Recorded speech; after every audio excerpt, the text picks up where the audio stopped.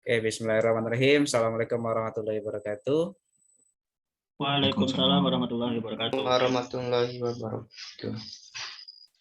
Oke, pertama-tama puji syukur atas kehadirat nikmat Allah Subhanahu wa taala sehingga kita semua bisa kembali bertemu secara daring untuk mata kuliah kelas RPL pengelolaan persampahan, di mana pada kesempatan pagi hari ini kita akan melanjutkan materi untuk pertemuan ke-8 dan 9. Kita sampai jam 1, tapi mungkin kita akan coba padatkan setidaknya sampai jam 11 lah ya. Kita langsung gabung saja, dimaksimalkan dari jam 8 ini sampai jam 11. Seperti biasa nanti sistemnya akan kita bagi sesi-sesi sesuai dengan lamanya waktu kita di Zoom juga, kurang lebih 40 menit kita jeda kurang lebihnya. Jadi semoga nanti perkuliahan kita bisa berjalan dengan lancar, terutama terkait juga dengan sinyalnya. Semoga sinyal kita stabil sampai dengan nanti siang hari nanti selesai semua pertemuan kita. Sebelum kita memulai, alangkah baiknya kita memulai terlebih dahulu dengan berdoa. Semoga perkuliahan kita berjalan dengan lancar. Berdoa menurut agama dan kepercayaan masing-masing. Berdoa dipersilakan.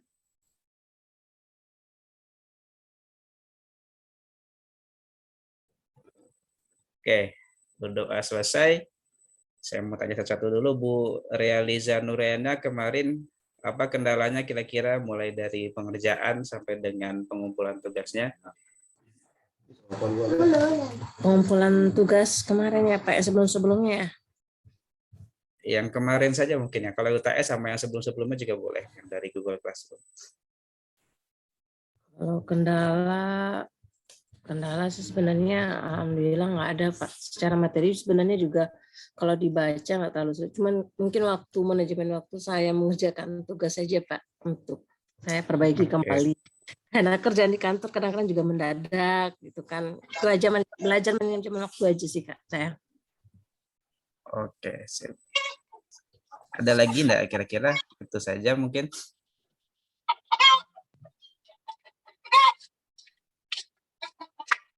Oke. Selanjutnya Wahyudi, bagaimana?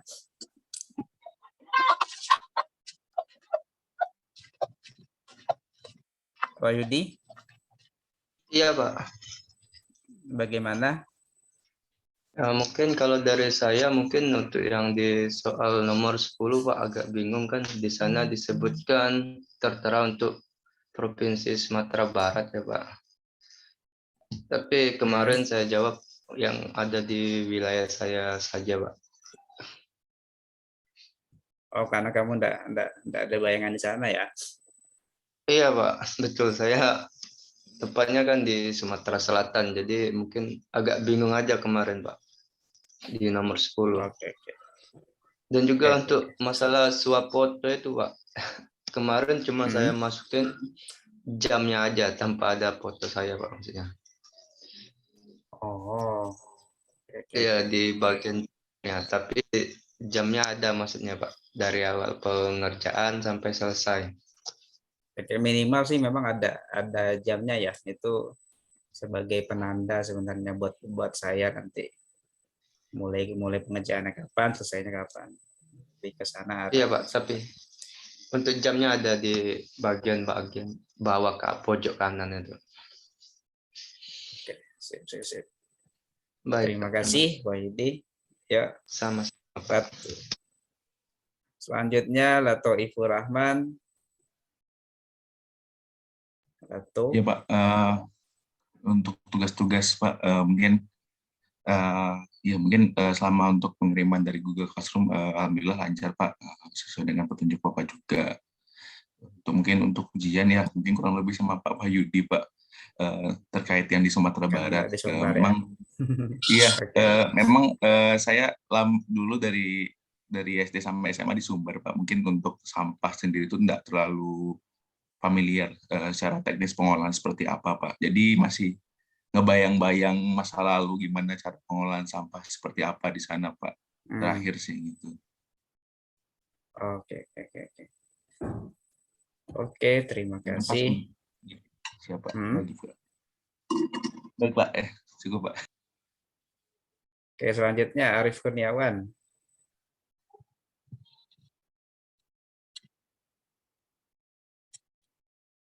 Halo, Arif Kurniawan. Ya Pak, maaf sebelumnya saya telat join, jadi bagaimana Pak? Ada kendala enggak untuk pengerjaan ujian tengah semester kemarin? Atau mungkin dari penugasan-penugasan? Kalau dari penugasan sepertinya Pak, mungkin kalau dari ujian mungkin sedikit lancar Pak.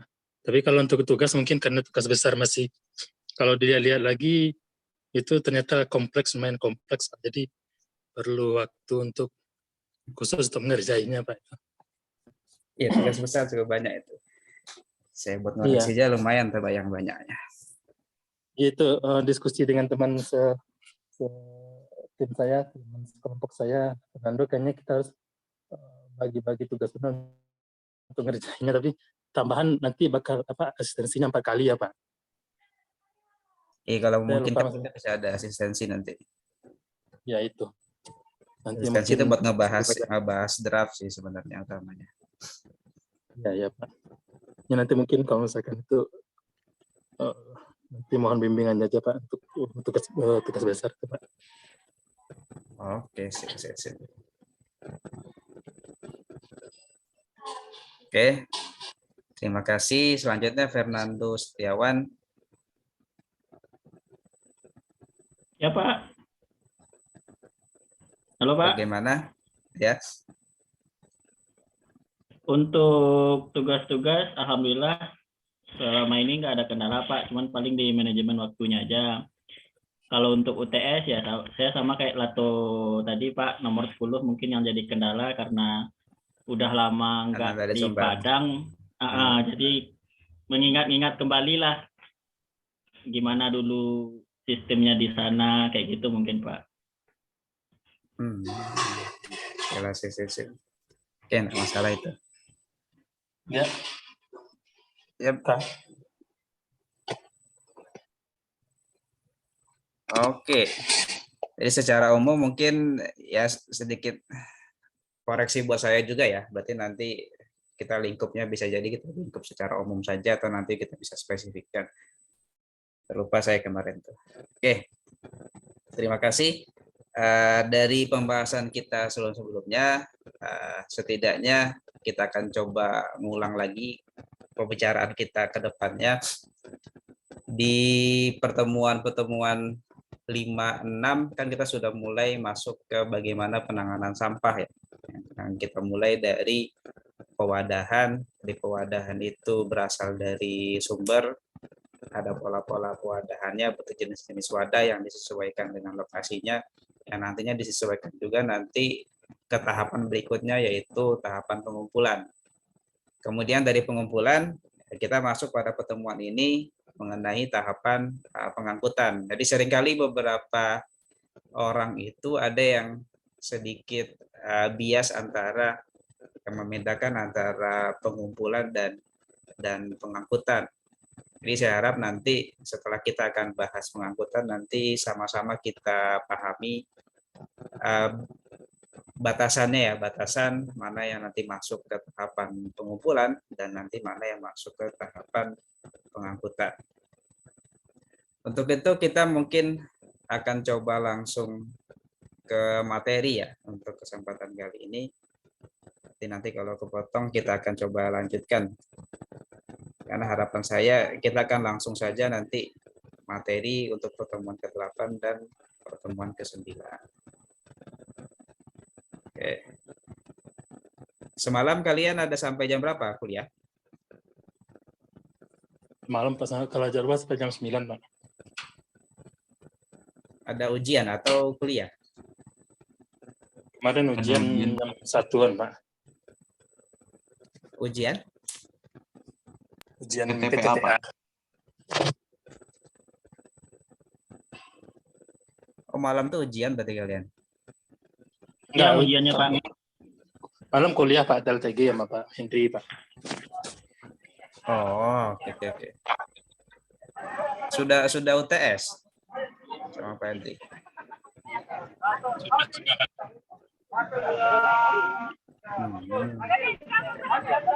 Oke, nanti seperti biasa ya, di materi ini akan ada beberapa pertanyaan yang saya munculkan. Jadi kalau nanti bisa langsung dijawab-jawab, tapi pada umumnya silakan disimpan dulu saja pertanyaannya. Jadi disimpan dulu saja pertanyaannya nanti dan bisa dijawab setelah selesai nanti materinya. Beberapa materi mungkin akan saya skip saja ya, akan saya lewatkan. Yang penting pengenalan saja terlebih dahulu. Secara lebih lengkapnya saya harapkan nanti masing-masing bisa mempelajari lebih lengkapnya, karena sebenarnya ini saya hanya menyampaikan ulang ya dengan dari materi yang sudah banyak bisa kalian akses sebenarnya. Oke. Lingkup pembahasan kita pada kesempatan kali ini adalah bagaimana pengangkutan sampah perkotaan, khususnya di Indonesia dan secara umum, secara teori seperti apa, pola dan teknis operasionalnya nanti baru yang nanti berdasarkan peraturan perundangan yang berlaku di Indonesia. Nanti kalau terlalu cepat, kalau ada yang terputus penjelasan saya, silakan nanti bisa disampaikan saja ya, bisa di-unmute saja langsung. Oke, secara definisinya, yang dikatakan sebagai pengangkutan sampah adalah membawa sampah dari sumber atau yang berasal dari tempat penampungan sampah sementara. Jadi contoh-contohnya kan apa saja kemarin tuh tempat penampungan atau penyimpanan sampah sementara, ada yang masih ingat enggak? Ada apa saja jenis-jenisnya tempat penyimpanan sampah? Dia bisa bantu jawab enggak? Kontainer. Ada apa saja tempat? Ada jenis-jenis tempat penyimpanan sampah, tempat pemindahan. Kita pada saat pembahasan pemindahan sampah ada beberapa jenis pemindahan sampah. Ada yang bisa bantu jawab? TPST sama SPA gitu Pak. Oke. Benar ya. Jadi yang nanti masuk ke lingkup pengangkutan, selain memang ada yang pengangkutan langsung dari sumber, ada juga ke tempat penyimpanan sementara tadi, TPST, TPS 3R, atau SPA, di mana nanti tentunya tergantung dari sumber sampah yang diangkut nanti, apakah nanti mau dibawa ke TPST atau nanti dibawa ke tempat pemrosesan akhir. Jadi dua itu saja nanti bentuknya ya, pada saat pengangkutan. Jadi nanti dibedakan dengan pengumpulan. Pengumpulan biasanya itu kita membawa dari sumber yang biasanya di pemukiman ataupun mungkin di pasar, dari kedai-kedainya, nanti dibawa ke tempat penyimpanan sementara atau tempat pemindahan. Biasanya yang dari tempat pemindahan dibawa ke TPST, TPS 3R, atau mungkin nanti langsung dibawa ke TPA, itu yang nantinya masuk ke lingkup pengangkutan. Oke, kemudian metode pengangkutan ataupun peralatan yang nantinya akan digunakan, itu akan bergantung pada pola pengumpulan yang nanti digunakan. Secara umumnya nanti ketentuan pengangkutan sampah itu memaksimalkan kapasitas kendaraan angkut yang digunakan. Kemudian rute pengangkutan diupayakan sependek dan sesedikit mungkin hambatan selama nanti proses pengangkutan. Kemudian frekuensi dari pengangkutan dari TPS ataupun TPS 3R ke TPA atau TPST dilakukan dengan sesuai dengan jumlah sampahnya, sesuai dengan timbulan sampahnya. Kemudian ritasi dilakukan dengan mempertimbangkan efisiensi dan efektivitas pengangkutan.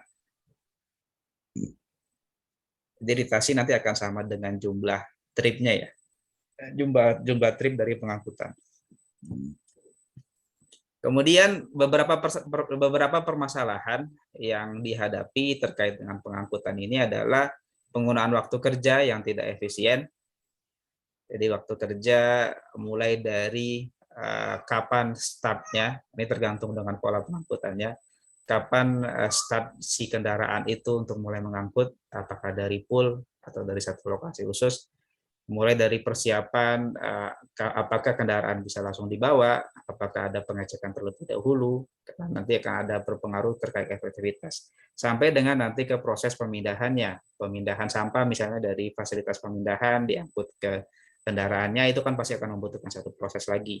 apakah tadi yang menjadi pertanyaan, apakah sudah efektif misalnya proses pengangkutannya. Kemudian penggunaan kapasitas muat kendaraan yang tidak tepat. Jadi di beberapa lokasi mungkin kalian bisa lihat, khususnya di lokasi-lokasi pemindahan, itu kapasitas si kontainer yang diletakkan itu tidak sesuai dengan sampah yang dikumpulkan ya. Yang bisa jadi memang ada orang-orang yang di luar wilayah layanan yang membuang sana. Yang paling sering itu mungkin kalian bisa lihat di kontainer yang ada di pasar. Seringkali warga perumahan sekitar merasa tempat sampah itu memang harusnya bisa digunakan oleh mereka juga. Padahal sebenarnya jumlah kontainer, jumlah ritasinya itu seharusnya sudah disesuaikan dengan penggunanya, yaitu warga pasar. Jadi hanya memang sampah-sampah yang berasal dari kedai-kedai di pasar saja harusnya. Dengan adanya tambahan dari pemukiman itu tentu akan dapat dipastikan akan ada kelebihan muatan atau kapasitasnya pasti berlebih.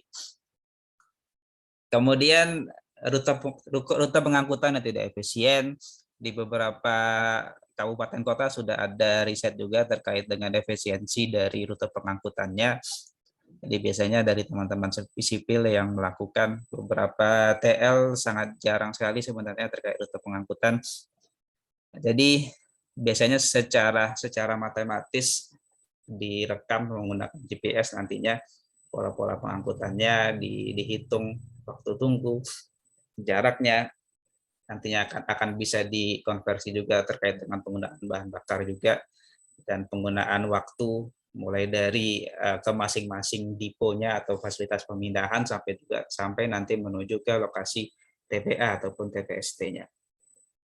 Kemudian tingkah laku petugas juga akan sangat penting juga terkait dengan pengangkutan sampah, dan tentunya aksesibilitas yang kurang baik. Kemudian yang menjadi penanggung jawab sendiri, yang pertama ada pemerintah kota dan kabupaten yang memang memiliki kewajiban untuk penyediaan alat angkut sampai dengan proses pengangkutannya. Kemudian untuk pengangkutan lintas kota kabupaten tentunya akan masuk ke ranah provinsi, dan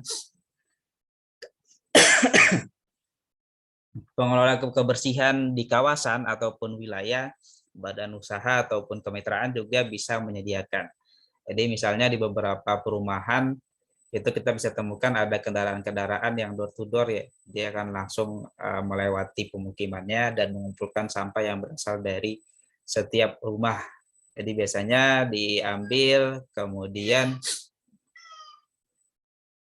setelah penuh baru nanti dibawa ke TPA. Biasanya pasti kendaraan dan tripnya sudah disesuaikan dengan kapasitasnya. Sudah diperkirakan berapa timbulan dari masing-masing rumahnya. Dan sudah dihitung juga apakah harian setiap hari, 3 hari sekali, atau lain sebagainya.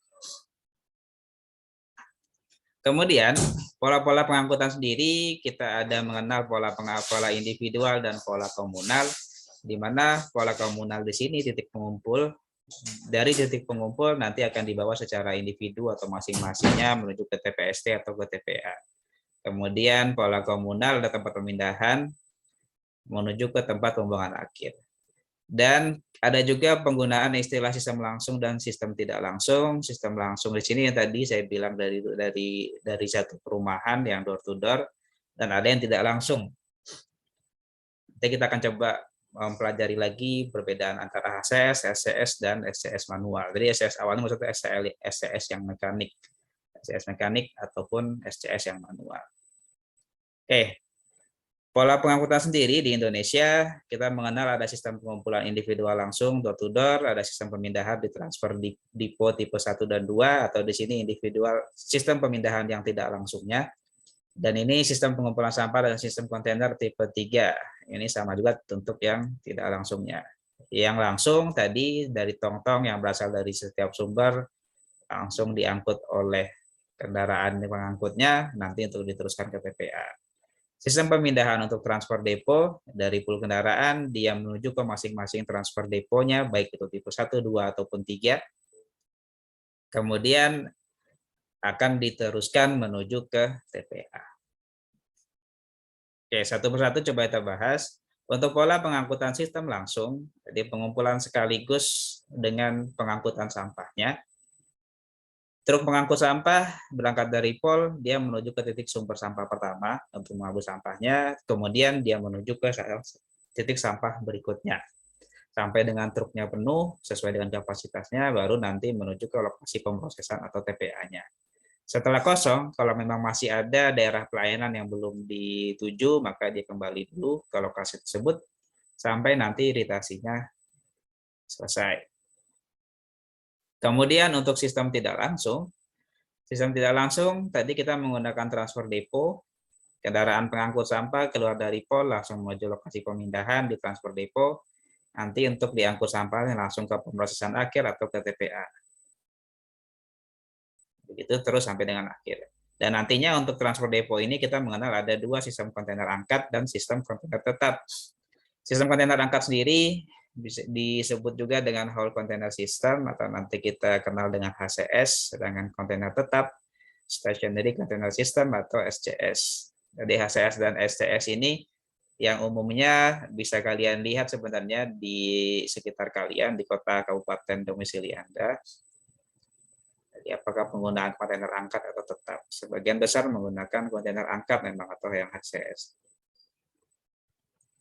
Perbedaan utamanya untuk yang sistem HCS, wadah pengumpulannya itu yang dipindah-pindahkan dan ikut dibawa oleh si kendaraannya. Sedangkan untuk yang sistem kontainer tetap, wadah pengumpulannya atau wadah pemindahannya itu tidak berpindah dia. Dan nantinya tadi saya bilang untuk yang SCS ada yang mekanis ataupun yang manual. Jadi mekanis ini kita banyak melihatnya di luar mungkin ya. Jadi sudah ada alatnya yang untuk memasukkan si sampahnya langsung dari wadah penyimpanan atau pemindahan, wadah pengumpulan ataupun pemindahan. Yang biasanya ada kompaktornya, ada pemadatnya dia. SCS yang lain itu secara manual. Ya, ini tentunya akan membutuhkan ada tenaga operasional dan ada pewadahan juga.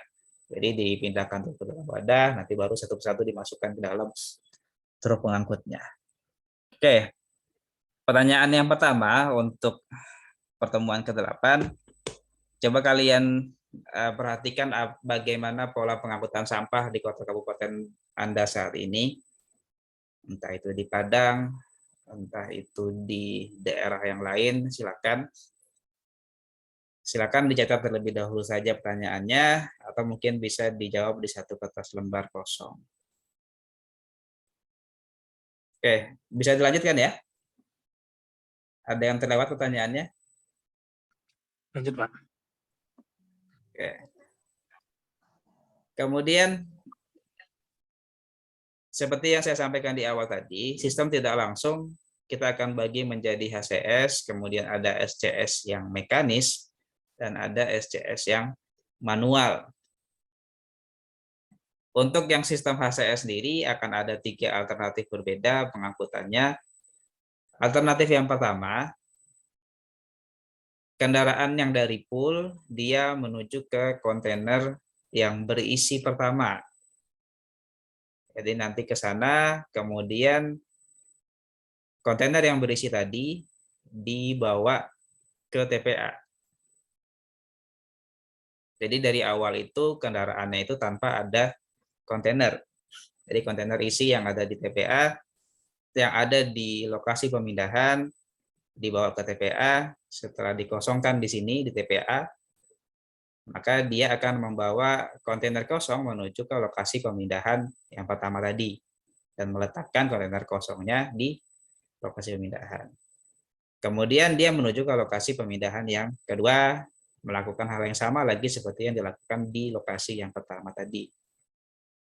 Nantinya setelah selesai iritasi, meletakkan kontainer kosong, baru dia nanti akan kembali ke poolnya. Ini untuk yang alternatif yang pertama.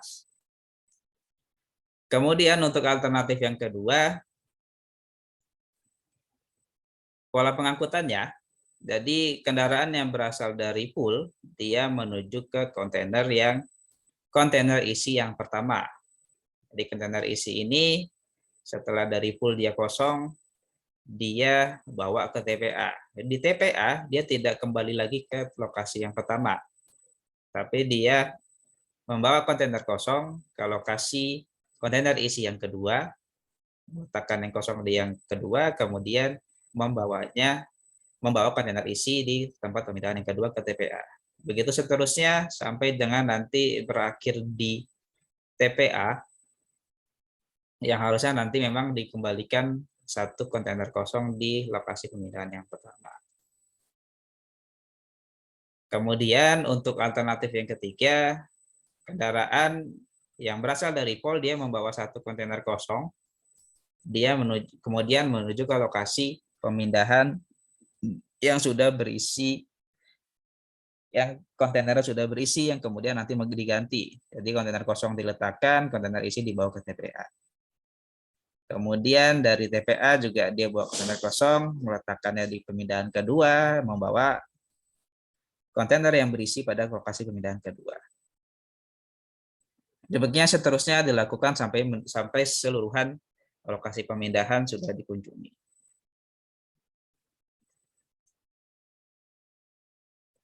Oke, kemudian untuk yang tipe SCS,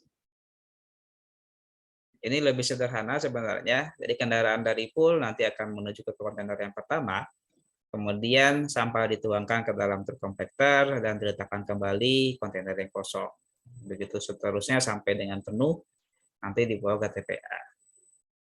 Dia akan kembali lagi kalau memang masih ada read yang belum diselesaikan.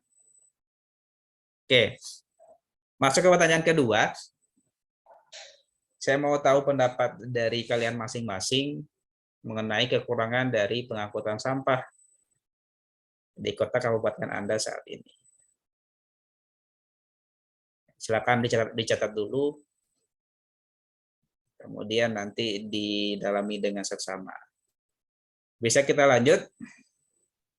Sudah, Pak. Ya. Lanjut, Pak. Oke. Kemudian, mengenai jenis peralatan dan perlengkapan sarana pengangkutan sampah, pada saat proses pengangkutan sampahnya harus tertutup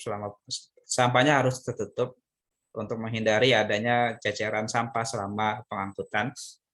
Tinggi maksimumnya sendiri 1,6 meter, diupayakan ada alat pengungkitnya, tidak ada kebocoran dari kontainernya, sehingga tidak ada lindi yang berceceran. Kemudian kendaraannya harus disesuaikan dengan kondisi jalan. Dan tentunya sesuai dengan dana ataupun teknis pemeliharaan existingnya. Jenis peralatan sendiri mulai dari truk ukuran besar kecil, dump truck atau tipper truck, roll truck, truk pemadat, truk dengan kren, truk penyapu jalan, sampai dengan truk gandengan. Kurang lebih beberapa jenis peralatan alat pengangkut mulai dari dump truck sampai dengan trailer truck. Kemudian beberapa faktor penting pemilihan sarana pengangkutan mulai dari umur teknis sampai dengan daya dukung fasilitas pemeliharaan.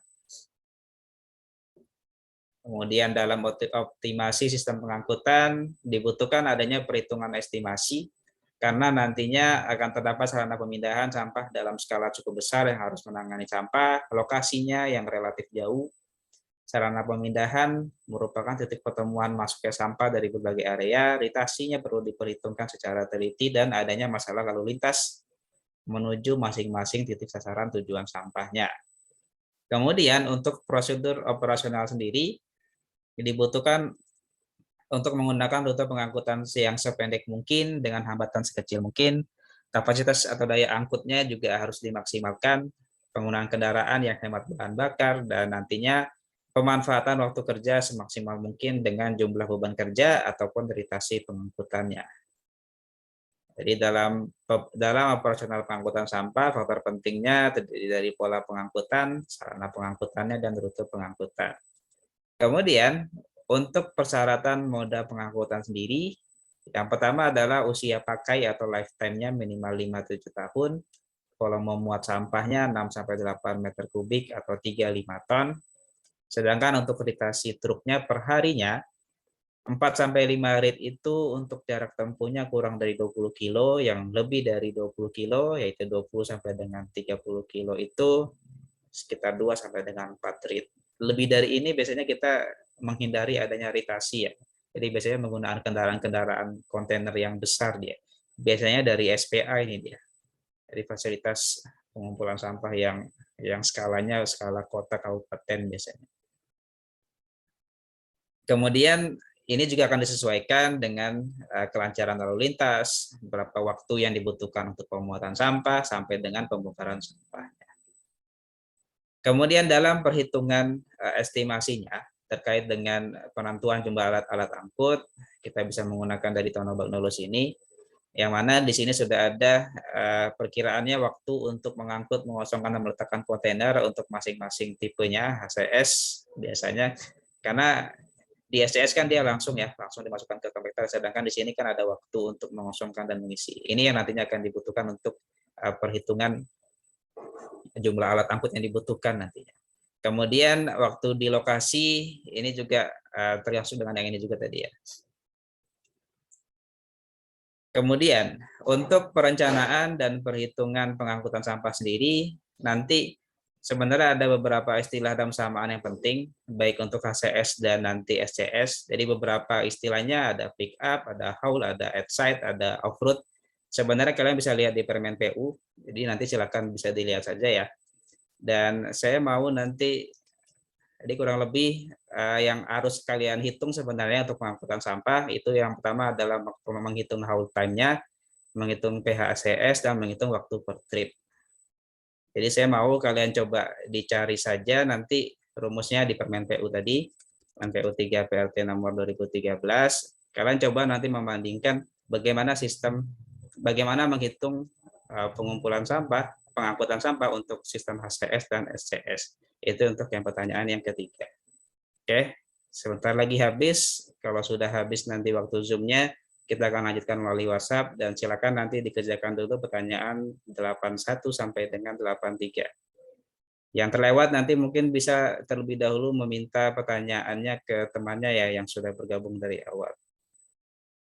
Jadi pertanyaan terakhir sebagai penutup, silakan tadi dituliskan lagi persamaan-persamaan yang dibutuhkan dalam menghitung pengangkutan dengan pola HCS dan SCS yang manual ya. HCS dan SCS yang manual. Dasarnya di Permen tadi. Sampai sini jelas?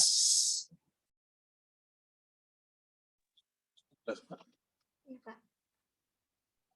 Oke, setelah ini kita akan coba bahas melalui WhatsApp, dan kita pengerjaan 3 soal tadi, baru nanti kita tutup dengan kita bahas jawaban yang sudah kalian kerjakan. Oke, dari saya mungkin sekian untuk Zoom kita pada pagi ini. Kita akan lanjutkan dari WhatsApp. Yang baru masuk siapa ya yang belum saya panggil tadi? Bisa bersuarakah? Siapa yang belum saya panggil tadi ya? Elvarina ada enggak? Ada, Pak.